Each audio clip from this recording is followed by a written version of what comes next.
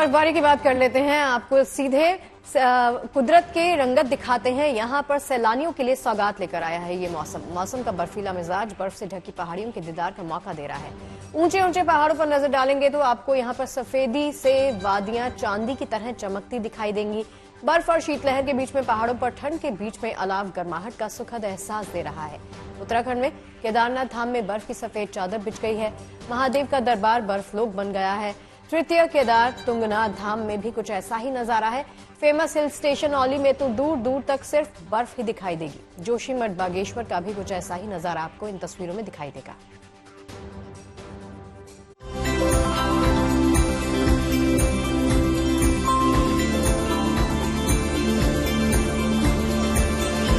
उत्तराखंड की ये खूबसूरत वादियां, पहाड़ों पर कुदरत का बर्फीला श्रृंगार। देवभूमि उत्तराखंड की वादियां इन दिनों चमक उठी है। ऊंचे ऊंचे पहाड़ों को आसमान से गिरती बर्फ की फाहों ने अपनी गिरफ्त में ले लिया है, जिससे वादियों का मनमोहक नजारा देखते ही बन रहा है। मानो औली की इन खूबसूरत पहाड़ियों पर सफेद मखमली बर्फीली चादर बिछ गई हो। औली में बर्फबारी के बाद मौसम सुहावना हो गया है। चारों तरफ बर्फ ने डेरा डाल रखा है। कुछ जगहों पर करीब 1 फीट तक बर्फ की मोटी परत जमी हुई है। वहीं बर्फ से ढकी इन पहाड़ियों पर चटक धूप पड़ी तो पूरा इलाका चांदी की तरह चमकीला नजर आने लगा। सैलानियों के लिए औली की ये वादियां बेहद खास होने वाली है, क्योंकि क्रिसमस और नए साल के जश्न से पहले ही औली की वादियों में बर्फ ने रंगत खोल दी है। प्राकृतिक सुंदरता से लबरेज बाबा केदारनाथ के दरबार में भी कुदरत ने बर्फीला श्रृंगार कर दिया है। बाबा का दरबार भी बर्फ से ढका हुआ नजर आ रहा है। ऐसे में केदारनाथ धाम में चल रहे निर्माण कार्य फिलहाल ठप पड़ गए हैं। मंदिर परिसर के आसपास करीब 1 फीट मोटी बर्फ की चादर बिछ गई है, जिससे केदारनाथ धाम का ये अद्भुत नजारा देखते ही बन रहा है। कुछ ऐसा ही हाल बागेश्वर का भी है। यहाँ भी मौसम मेहरबान है। कपकोट के ऊंचाई वाले इलाकों में हुई बर्फबारी से आसपास के इलाकों में शीतलहर का दौर शुरू हो गया है और कुछ जगहों पर रुक रुक कर बारिश भी हो रही है। आलम यह है कि बागेश्वर में सड़कों पर बारिश का पानी भी अब बर्फ में तब्दील होने लगा है।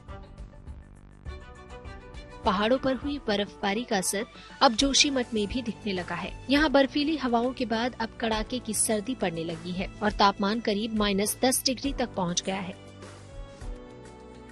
ऐसे में बाजारों में अब सर्दियों के कपड़े की डिमांड भी बढ़ गई है और कड़ाके की सर्दी से बचाव के लिए यहाँ लोग अब अलाव का सहारा ले रहे हैं। शीतलहर को देखते हुए जो बारिश और हिमपात हुआ होली में और ये पहाड़ों पे चारों तरफ जो है हिमपात हुआ, उसको देखते हुए जो है जिलाधिकारी महोदय के निर्देशन के अनुसार जो है आज से नगर के विभिन्न क्षेत्रों में जो है अलाव की व्यवस्था कर दी गई। जाहिर है उत्तराखंड, हिमाचल प्रदेश और जम्मू कश्मीर में हो रही बर्फबारी से वादियां गुलजार हो गई हैं और अब इसका असर उत्तर भारत के राज्यों में भी दिखने लगा है। माना जा रहा है कि अगले कुछ दिनों में मैदानी इलाकों में कड़ाके की सर्दी की शुरुआत होने वाली है। जोशीमठ से कमल नयन सिलोड़ी, बागेश्वर से जगदीश पांडे के साथ रुद्रप्रयाग से Praveen Semwal, good news today.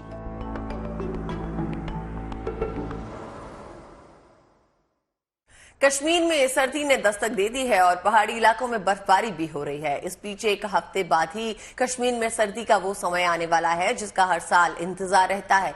बात चिल्लई कलां की हो रही है। इसके पहले शोपिया में उत्सव का माहौल है।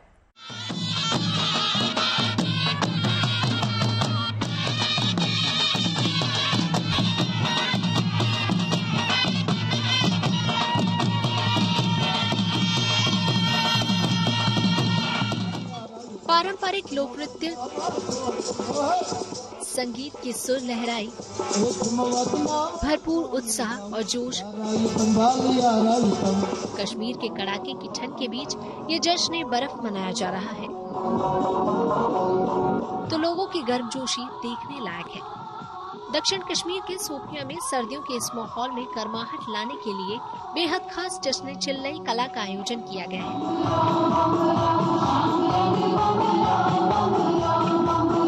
जश्न चिल्लई कला का मकसद यही है कि डिस्ट्रिक्ट शोपियां के नॉर्मली यहाँ पर एक पूरे साल का जो एटमॉस्फेयर रहता है उतना एक्साइटिंग नहीं रहता, थोड़ा लल्ड सा एटमॉस्फेयर विंटर में हमारे यहाँ रहता है।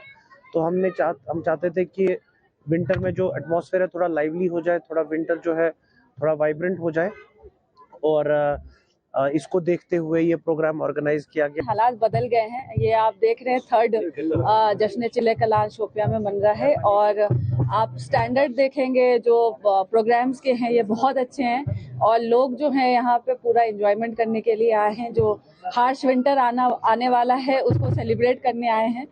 तो मैं बोलूँगी ये जश्न चिल्लई कला जो शोपिया में हो रहा है ये बहुत ही अच्छा इंडिकेटर है, और बहुत ही अच्छा एंजॉयमेंट का माहौल है यहाँ पर।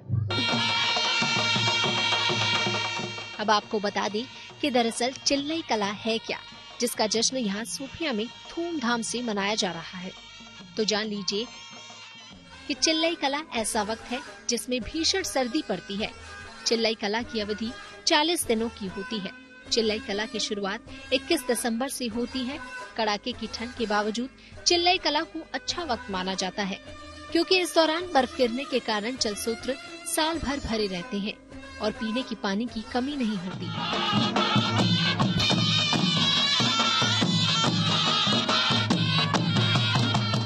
पूरे कश्मीर में साल भर में एक बार चिल्लई कला के दौरान बेइंतहा ठंड पड़ती है, लिहाजा लोग पहले से ही इस वक्त को गुजारने की तैयारी करके रखते हैं, जो कि चिल्लई कला कुदरत की नेमत है।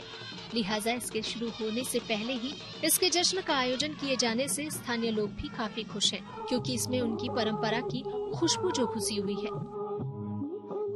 कश्मीर के दूसरे इलाकों के लोगों ने भी सोपिया आकर जश्न चिल्लई का लुत्फ उठाया।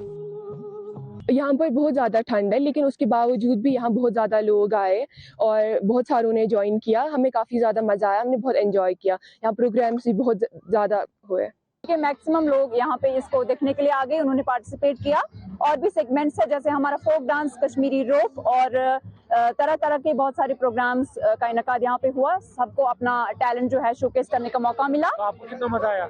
हमें बहुत ही ज्यादा अच्छा लगा, सब लोगों ने बहुत एंजॉय किया। इनफैक्ट मैंने पर्सनली बहुत ज्यादा एंजॉय किया। ये एक अहम स्टेप है हमारे कल्चर को फिर से एक मौका देने का, और हम इस प्रोग्राम से बहुत खुश हैं। जश्न चिल्लई कला का आयोजन स्थानीय प्रशासन ने सेना के साथ मिलकर किया है। बदलते माहौल में इस तरह के कार्यक्रमों को बढ़ावा देने की जरूरत महसूस की जाती है। अशरफ वानी, सोपिया, गुड न्यूज टुडे। और चलिए बात उन देवदूतों की कर लेते हैं जो अपनी जान की परवाह किए बिना हर मुश्किल की घड़ी में आम लोगों की जान बचाने के लिए तैयार रहते हैं। उत्तरी सिक्किम में कल भीषण बर्फबारी के बीच में फंसे सैकड़ों सैलानियों को संकट से महफूज रखने का काम सेना के जवानों ने किया। सरहद की हिफाजत में तैनात ये जवान मुश्किल हालात में आम लोगों के रक्षक के रूप में अपना कर्तव्य अदा कर रहे हैं।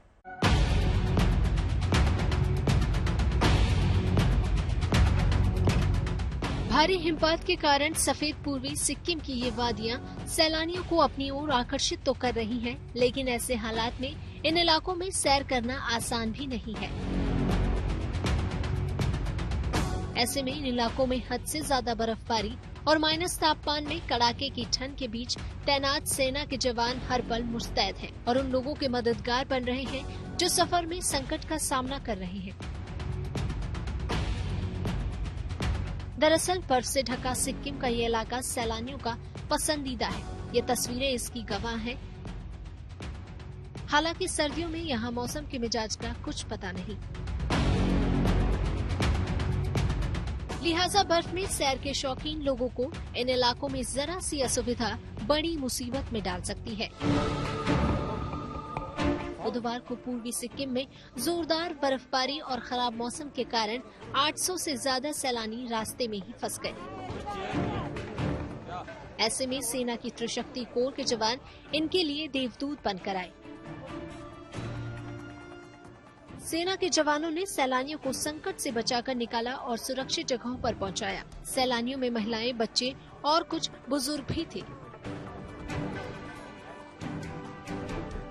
सेना की त्रिशक्ति कोर ने सैलानियों के ठहरने का इंतजाम किया, इन्हें गर्म कपड़े दिए और इनके खाने पीने और मेडिकल सहायता की भी व्यवस्था की। चीन से सटे इन सरहदी इलाकों में तैनात सेना के जवान लगातार पूरे इलाके में चौकसी बरत रहे हैं। ये जवान सरहद की निगरानी के साथ साथ जहां तहां फंसे सैलानियों की भी मदद कर रहे हैं। सूर्याग्नि रॉय के साथ bureau report, good news today.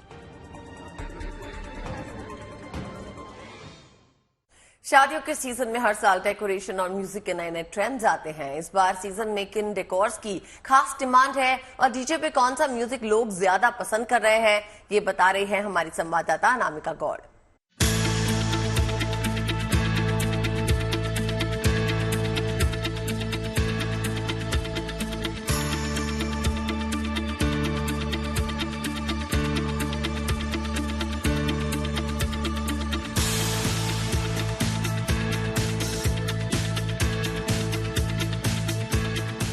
भारतीय शादियों में अब एक अहम किरदार जुड़ चुका है वेडिंग प्लानर का। हल्दी, मेहंदी, शादी, रिसेप्शन, पूरी जिम्मेदारी होती है वेडिंग प्लानर की। दुल्हन की एंट्री से विदाई तक सारी रिस्पॉन्सिबिलिटी होती है वेडिंग प्लानर के कंधों में। दुल्हन किस गाने में एंट्री लेगी, किस कलर का डेकोर होगा, क्या थीम की शादी होगी, खाने के मेन्यू में क्या खास होगा, किस टाइप के शैंडलियर लगाए जाएंगे, मेहमानों का स्वागत कैसे होगा, कौन से ड्रिंक पिलाई जाएगी, सभी जिम्मेदारी वेडिंग प्लानर अपने कंधों पे ले लेते हैं।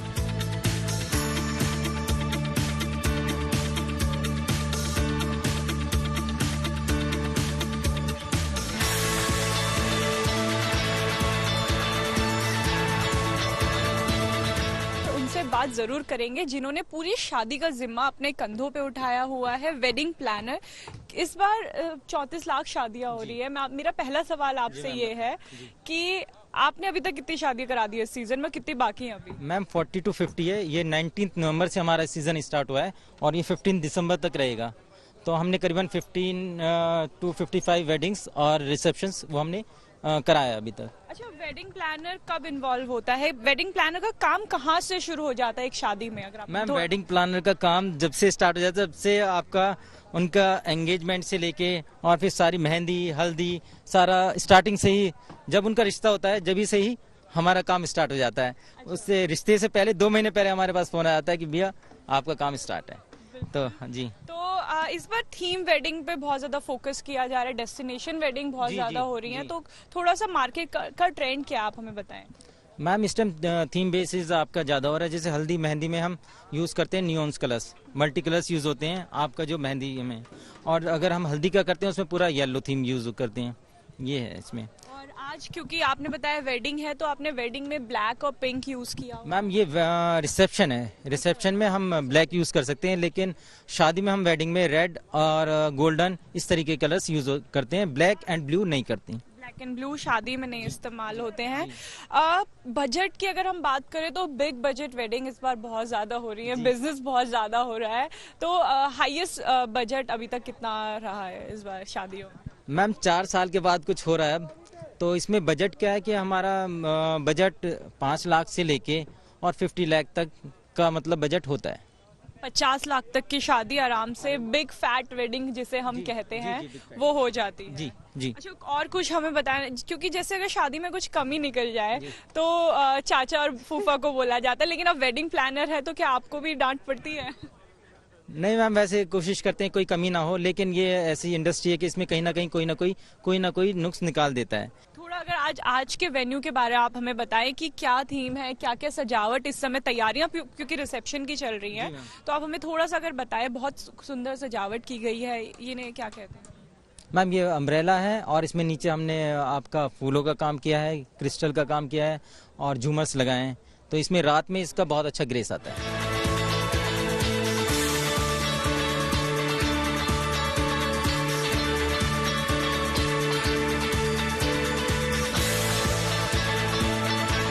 खाने के बिना तो शादी अधूरी है।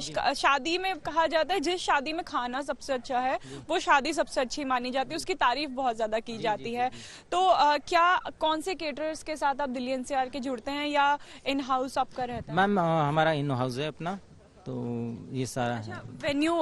मेन्यू में खास क्या रहता है, थोड़ा बताएं। अगर एक एक डिश के बारे में बताएं जो स्पेशली कस्टमर डिमांड करते हैं और रिपीट डिमांड होती है। इसमें काफ़ी बड़ा मेन्यू आजकल हो गया है, वो नहीं कि अपना लिमिटेड नहीं है, काफ़ी। इसमें 15 to 20 स्नैक्स हैं, जिसमें हम चाइनीज़ भी देते हैं और आपका ग्रिल आइटम्स देते हैं, ये है। और उसमें करीबन अब 15 to 20 इसमें मेन कोर्स में सब्जियां लेते हैं लोग, और आपका मीठे भी 10 से 12 मीठे हो जाते हैं। इसमें कॉफ़ी हट, आइसक्रीम पार्लर, पिज़्ज़ा, कॉन्टी, ये सारा इंक्लूड हो गया है। केटरिंग की बात हमने कर ली है, जो ड्रिंक्स की बात है, जूसेस की बात है, वो आप हमें थोड़ा बताइए। स्टार्टिंग में हम मॉकटेल, शेक, जूसेस रखते हैं। इसमें सारे शेक्स होते हैं, चॉकलेट शेक्स हैं, आपका बनाना शेक्स हैं, मैंगो शेक्स हैं, उसके अलावा मॉकटेल्स होते हैं, और आपका जूस, फ्रेश जूस हो गया, पाइनएप्पल जूस, और ये इस तरीके का होता है।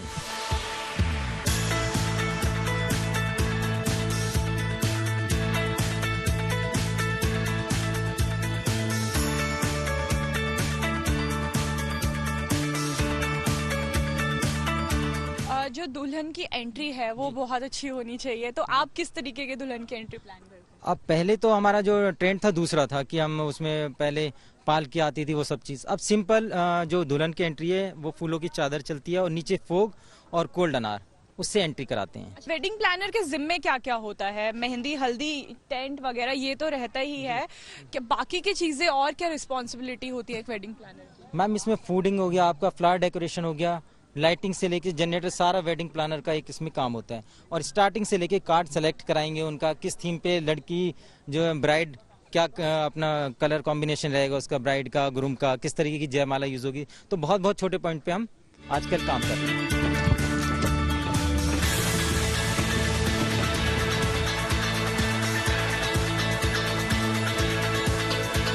शादियां ढोल की थाप के बिना अधूरी है, और जो बारातियों और घरातियों को अपनी ताल पे थिरकाते हैं वो हमारे साथ मौजूद है। सायरा जी हमारे साथ हैं।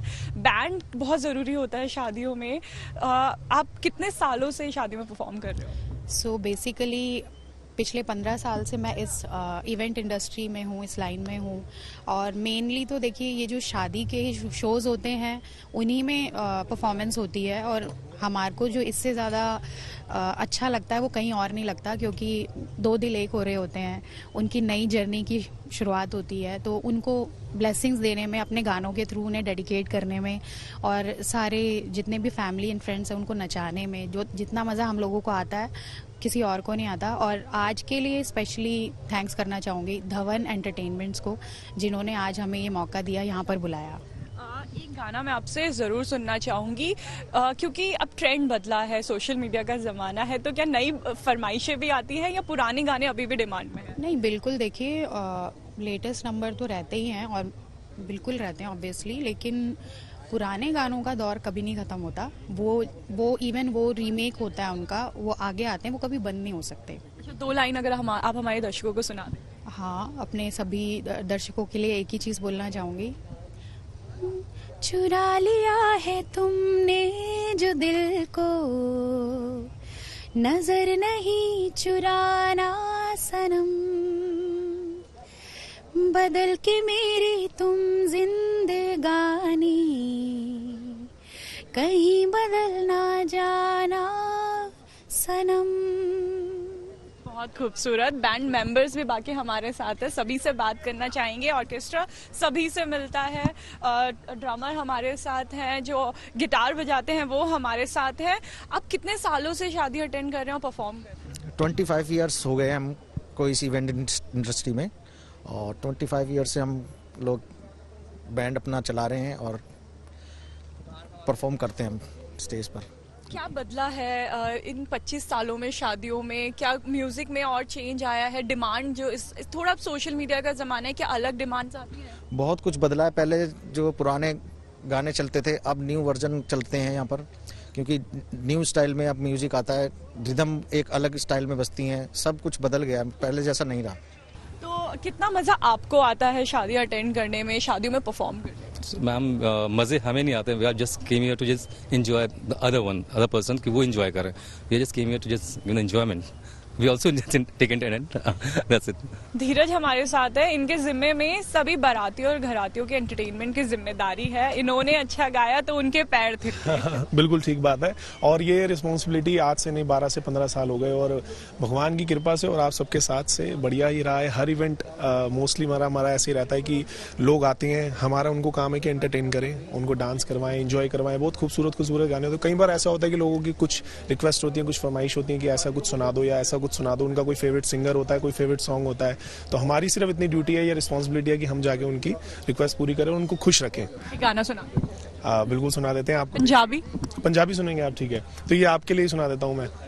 ओ तेनू सूट सूट करदा, ओ तेनू सूट सूट करदा, सूट करदा, तेनू सूट सूट करदा, नहीं तू लगदी पंजाबन, लगदी पटोला, लगे नहीं तू सारियां तो वखनी, तेनू सूट सूट करदा।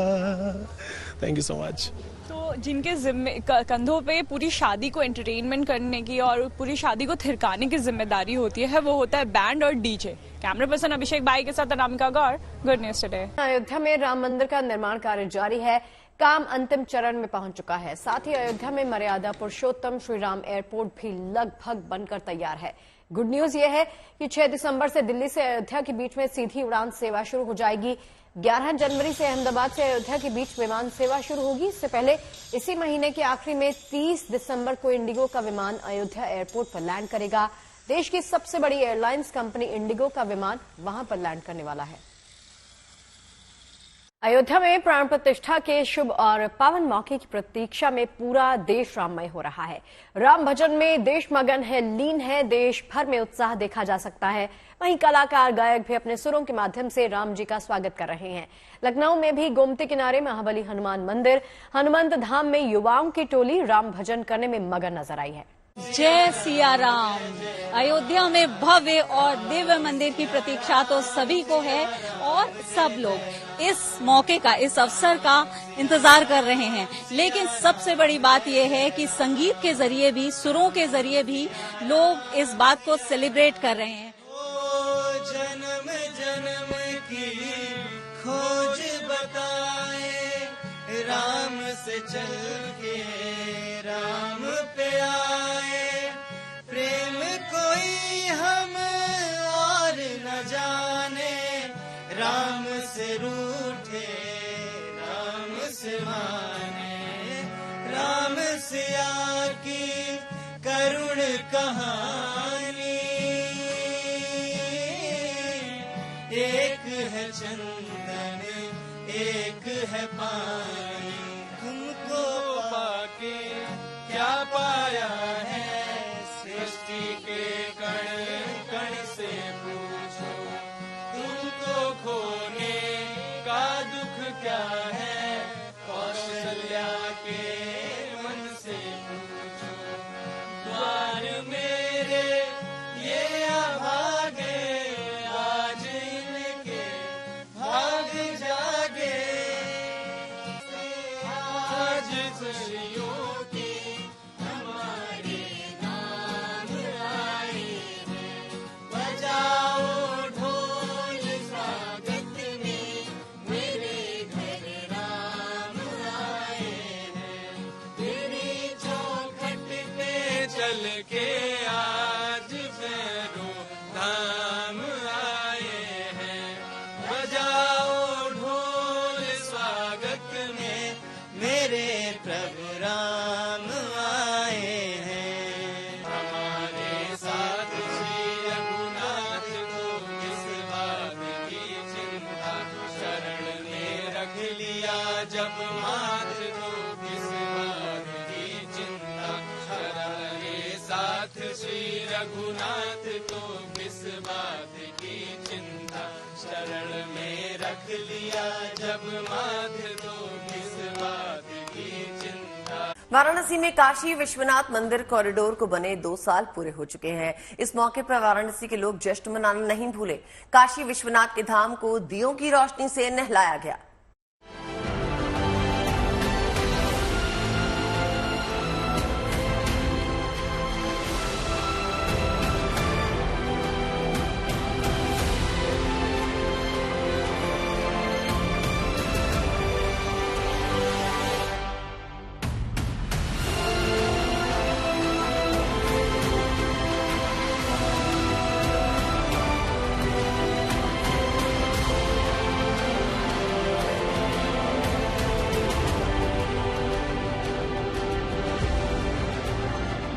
दियों से रोशन ये धरा जटाधारी की है।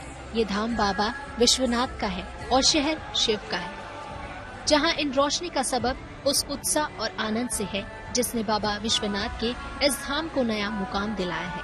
काशी कॉरिडोर के उद्घाटन के 2 बरस बाद आस्था का ये उत्सव दीपोत्सव में बदल गया है। बाबा के इस धाम को सजाया, संवारा और रोशन किया गया है।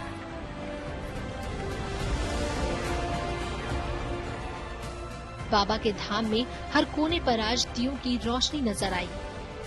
गंगा किनारे मंदिरों से शुरू होकर ये दीपों के ये श्रृंगार माला बाबा के चौखट तक रही। हजारों दियों का ये एक साथ जलने का ये दृश्य दिवाली की याद दिलाने वाला रहा। इस दीप श्रृंखला में भगवान शिव से जुड़ी प्रतीकों की आकृति को भी उकेरा गया, जिसमें कहीं त्रिपुंड, कहीं वास्तविक के चिन्ह तो कहीं त्रिशूल भी नजर आया। इसके अलावा पंचक्षत्रीय मंत्र ओम नमः शिवाय को भी दीपों से सजाकर बाबा के प्रति अपनी आस्था, भक्ति और निष्ठा की रोशनी की।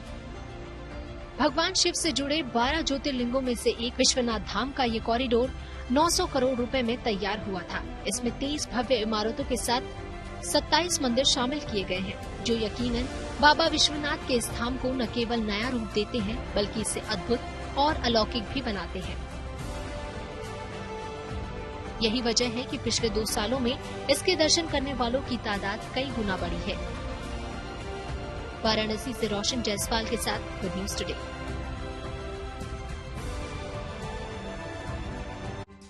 लंच टाइम के आखिरी पड़ाव में हम दिखाते हैं आपको किसी महान व्यक्ति के विचार, डालते हैं नजर आज के विचार पर। महात्मा गांधी ने कहा है कि पहले वो आपकी उपेक्षा करते हैं, फिर आप पर हंसते हैं, फिर आपसे लड़ते हैं, फिर आप जीत जाते हैं।